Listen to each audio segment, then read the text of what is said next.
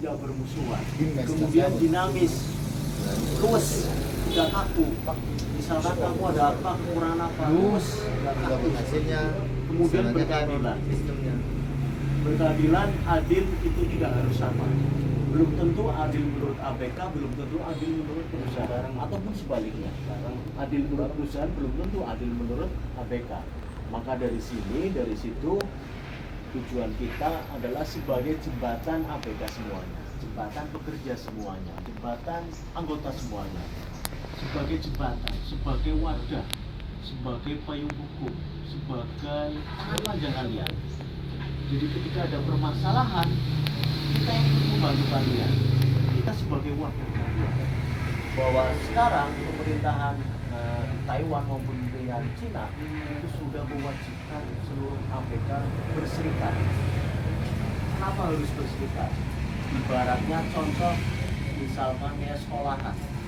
Ketika ada sekolahan, kemudian ada siswa yang mengalami kecelakaan ataupun apa, dia mudah menghubunginya, panggil orang tuanya, panggil kepala sekolahnya. Kayak gitu, lebih terukur, lebih terakomodir. Beda sekali ketika kalian tidak memiliki organisasi ataupun serikat, pasti lebih susah cara pengkondisiannya seperti itu. Oleh karena itu, tujuan kita di sini adalah sebagai jembatan kalian semuanya. Jadi ketika ada permasalahan apa, kita yang membantu kalian. Sampai ini paham nggak? Ya. Kemudian ada 3 nama baik yang harus kalian jaga. Yang pertama, menjaga nama baik ABK dan keluarganya. Kenapa harus dijaga nama baik kalian? Saya yakin yang ada di sini laki-laki semua ya. Pasti hukumnya wajib menjaga nama baik kalian sendiri dan keluarga kalian.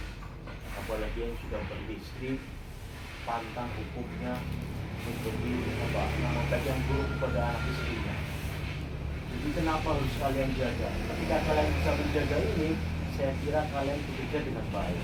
Tidak mungkin kabur dong, tidak mungkin melakukan tindakan-tindakan kriminal, misalkan kabur ataupun memakai narkoba ataupun yang lain sebagainya. Jadi yang pertama, hukumnya wajib menjaga nama baik kalian sendiri dan keluarga kalian. Kemudian yang kedua apa? Menjaga nama baik perusahaan ini. Disepakati ataupun tidak disepakati, bahwa kita yang ada di sini sudah terbantukan dengan adanya perusahaan.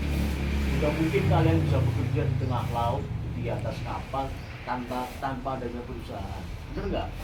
Walaupun bisa, pasti susah, pasti butuh biaya yang besar juga kayak gitu loh. Makanya hukum wajib menjaga nama perusahaan ini.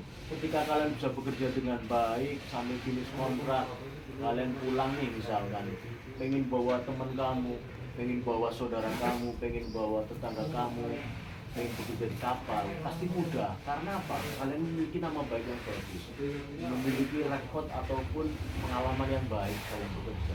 Tapi sebaliknya, ketika harus kerja orang benar, misalkan banyak omong tapi suruh bekerja nggak bisa, itu sebaliknya. Pasti di situ ada catatan-catatan gitu. Ya. Kemudian yang ketiga apa? Menjaga nama baik asosiasi ini.